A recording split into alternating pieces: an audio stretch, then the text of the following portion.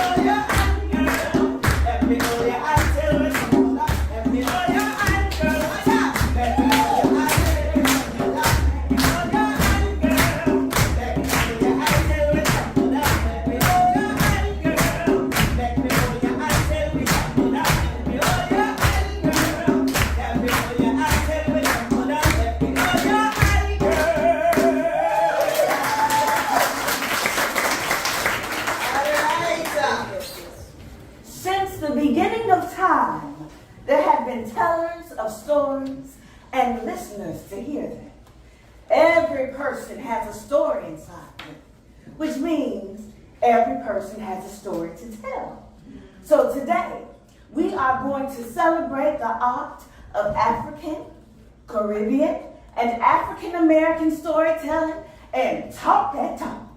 But we're going to need your help. African American, and Caribbean storytelling began on the beautiful continent of Africa. Yes, man. And some villages and kingdoms, these storytellers were called griots. What were they called? Griots. Yes, yes. Now, griots were incredibly special and very important to the people in their village. You see, during that time, the history of the people was not recorded or written down in books as it is today.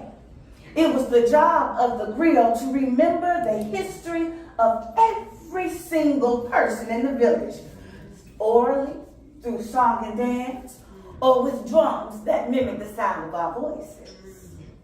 Many people believed griots were magical because they were walking libraries.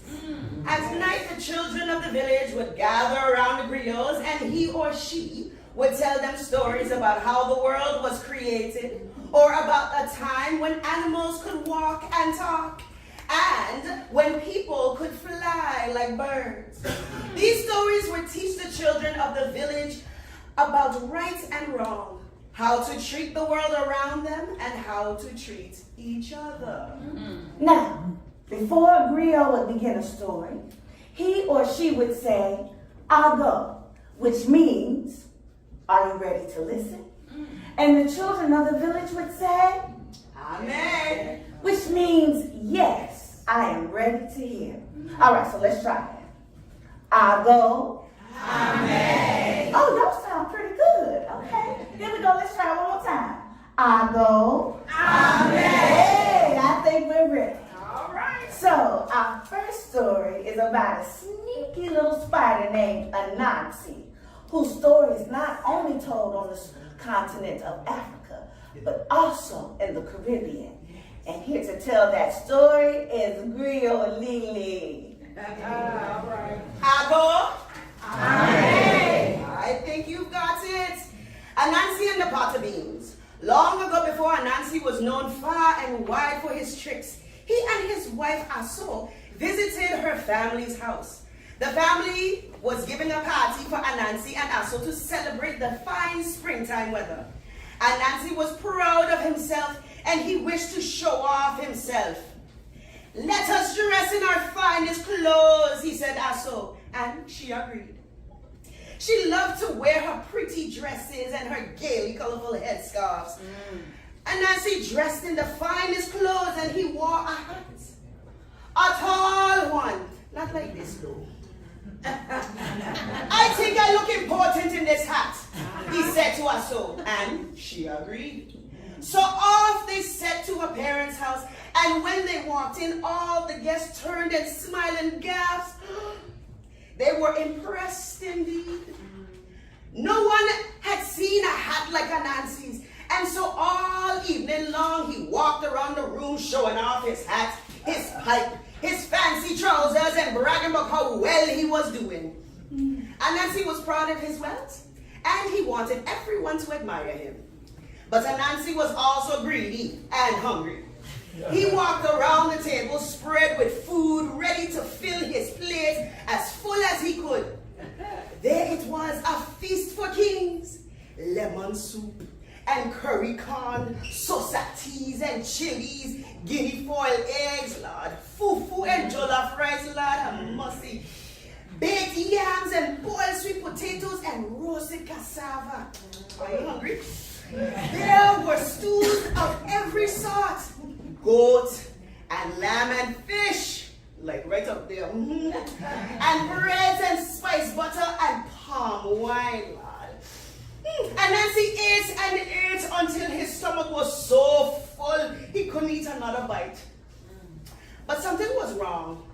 Anansi scratched his head. "Where are the beans?" He whispered to Aso.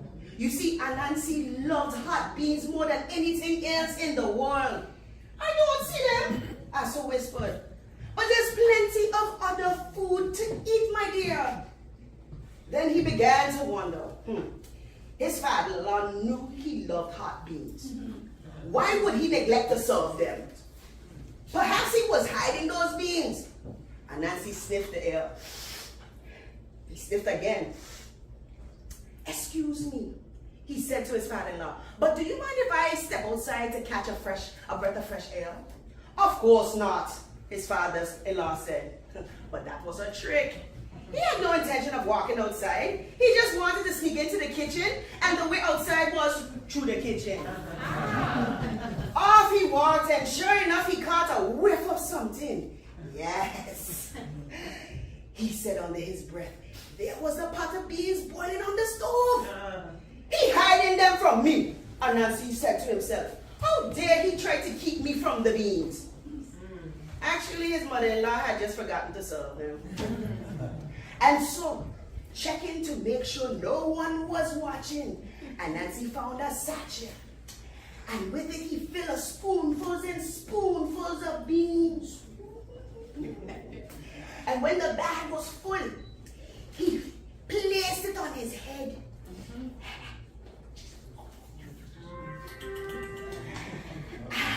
And Anansi, with those beans buried under his hat, he walked quickly back into the party.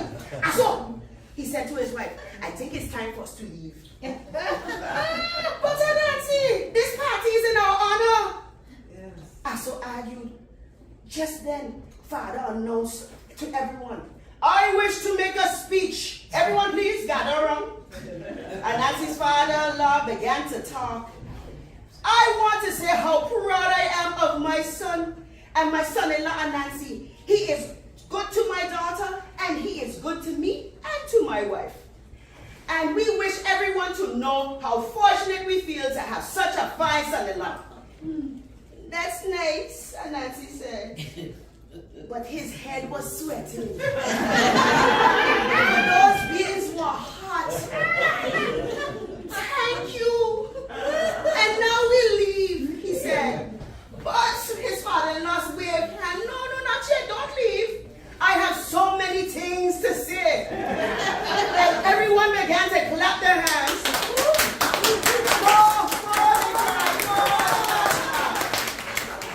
Anansi was feeling worried. For them bees were budding his head, and sweat began to pour down his face. Thank you, Anansi cried. But you've already said more than enough. Never, said his father-in-law. There aren't enough fine words in the language for praising my fine son-in-law. More, everyone cried.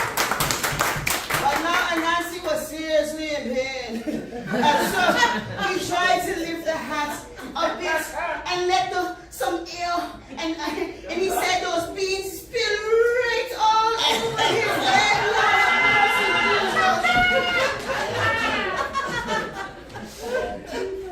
What is this? It's been all over the back, put down his head, onto his handsome trousers, his fine linen shirt, and down his sandals. What is this? His father-in-law cried at the sight. Are you a thief? Thief! Everyone cried, and Anansi ran out the door with his wife following him. Anansi's a thief! Everyone cried again. And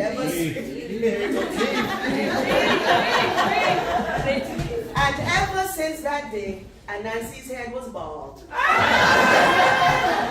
A symbol of his greed. A story, let it come, let it go.